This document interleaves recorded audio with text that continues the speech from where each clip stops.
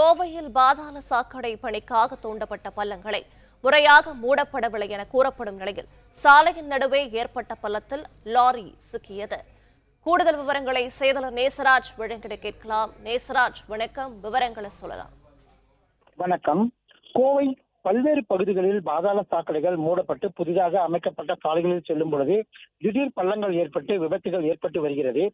இந்த நிலையில் மணிகரன் பாளையம் பகுதியில் பாதாள சாக்கடை பணிகள் முடிந்து கடந்த சில தினங்களுக்கு முன்பு போடப்பட்ட புதிய சாலையில் அங்கு சென்ற லாரி திடீரென ஏற்பட்ட பள்ளத்தில் சிக்கிக் கொண்டது. அப்பொழுது அந்த பகுதியில் எந்த வாகனமும் செல்லாதால் அதிர்ஷ்டவசமாக யாருக்கும் எந்த பாதிப்பும் ஏற்படவில்லை. மேலும் அந்த சாலை நீண்ட தூரம் பிளவு ஏற்பட்டு உள்ளது.